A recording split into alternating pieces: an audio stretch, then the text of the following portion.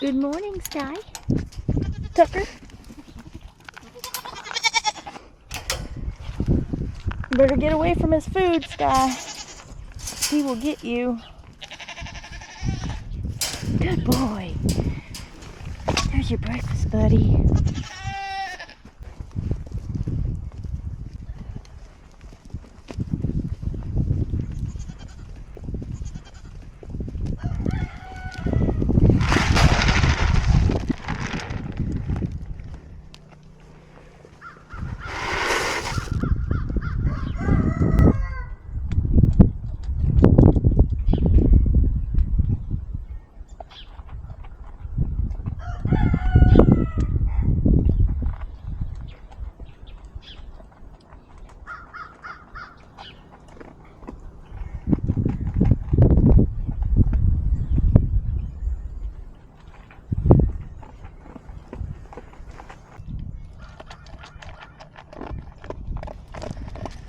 So it is early Sunday morning, about I think about 7:30. I've got Caleb on the other end, so he's probably pulling on the camera a little bit. Got too many things going on and not enough hands. It's not very cold out this morning, as temperature wise, but the wind is blowing and it's misting.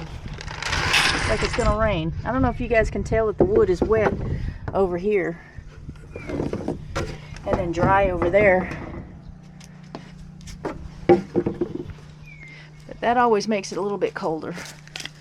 Caleb, you've got to stay with me, buddy.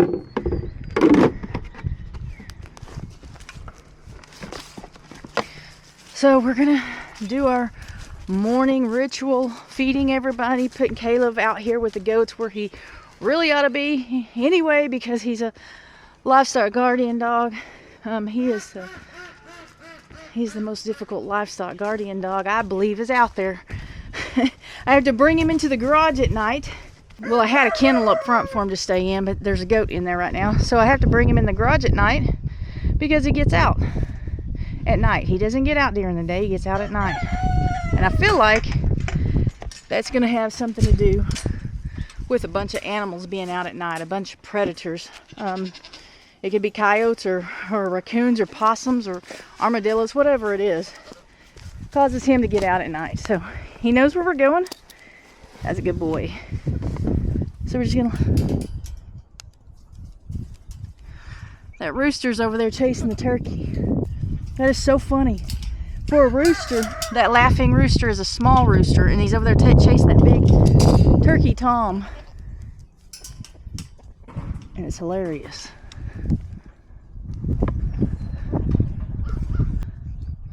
He's not giving up.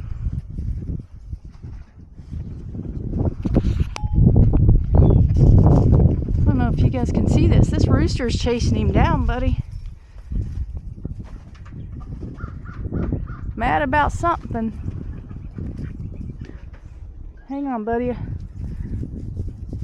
Now he's got both of them in there. I'm gonna get the dog in here and go over there real fast. If I go over there, it'll stop it. Hey.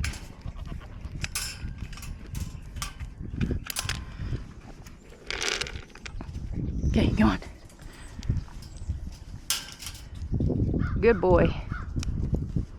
Right now.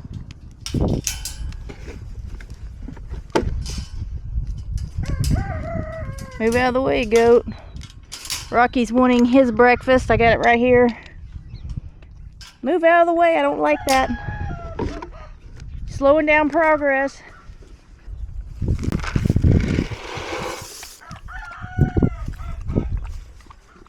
Okay, let's see if he's still chasing him. I still have this one free-ranging rooster and the two ducks out here. Here's somebody's tail. Tail feather sticking up. Oh, they're all in here. Not all of them, just the rooster and the two turkeys.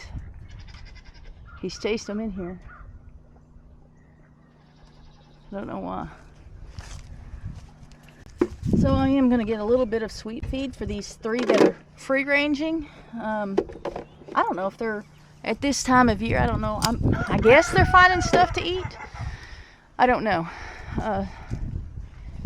And I don't want to take a chance of them not getting enough to eat, so I'm going to feed them a little bit of sweet feed. The other birds, they have a feeder. They have plenty of food out there in their feeder, and everybody looks good out there. All the birds. You coming, kitty? Come on. Thought you were eating. Oh, that wind is picking up. That wind is picking up, kitty. Makes it cold. Here's Axel getting a drink. You guys, Pebbles is in heat again. That is so annoying. She is the most annoying goat when she's in heat. I mean, she's not the only one that does this, but she just makes a lot of noise. She cries all night. Knowing she's in heat, I still go out and check on her. I'm gonna hide in the shop here for a second, and hopefully there's no skunks in here or anything. But even knowing that she's in heat and that's why she's crying, I still get up in the night and shine a flashlight out there and look to see if she's okay. It sounds like she's in pain or she's out and can't get back in. I always get paranoid, and it lasts a few days and nights, and it's all day and all night. And I still can't just leave it alone and go to bed. I get up and check on her periodically, losing sleep over it. She's a really good goat. Out of the goats, I mean, she's not one that's likely to get out, and she's really pretty. But I just, these few nights in a row that she's in heat and hollering like that, it's just really hard on me. I'm still trying to decide what to do with the goats, whether to breed them or not. In my head, like, there's something about, I just know that I'm going to breed them, like, most of the time. And then I think about it, and it's like, I don't know that I want to. These Nigerian dwarfs are not, and I'm sure the pygmies are the same way, are not selling very well at all. Used to, I could sell baby goats and kind of put back into the goats, but that's not the case anymore. That's not been the case for a couple of years now. I believe that the market is probably flooded, but I also, more than that, believe that it has to do with the economy. People cannot afford these goats. They cannot afford, the pets, the hobby farm type animals anymore. A lot of people, most people, not everybody, but your average person, I guess. I know I can't afford it, but a lot of people are a lot smarter than I am too. I'm gonna go over here and check and see if I can see if the cows still have hay out here. I usually put hay out when they need hay. When there's no grass, I put it out once a week, like on the weekends. And it's been a couple of weeks at least, maybe 3 weeks since I've put hay out. But we had gotten a bunch of rain and it warmed up, and we had some new grass growth, and so I hadn't put anything out. But I think it's about time. No, I can't even see from here. I think it's about time to put another bale out. Got cats following me. But the other problem with breeding the goats this year is the buck that I was going to use is injured. He is doing better. I never did take him to the vet, but he is doing better. The other day I went out, I think it was yesterday I went out, and he was putting some weight on that foot or hoof or whatever, that leg that he was holding up. He was standing there putting some weight on it. He doesn't walk on it. He still limps, but I've noticed that he's just feeling better. He's acting better. He's eating a lot more than he was before. He's just not in pain like he was before. And so that is good. That is encouraging and hopeful. But I don't know that he will heal completely, and I don't know that he will be available for me to use. I was going to put a buck with him within the next week or so, next week or two, to get the babies in the springtime where I wanted them. And I didn't want to use Rocky because he's related to some of them, kind of a distant relative, except he is related. He is the father of that heavily moon-spotted doe, so I cannot use him for her.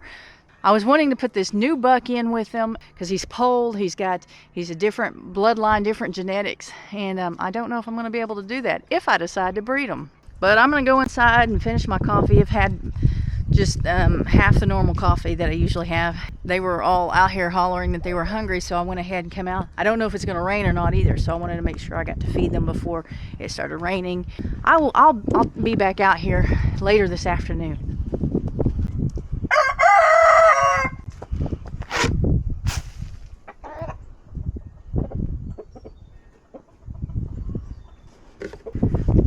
Y'all were gonna let me forget and just leave them without food, weren't you?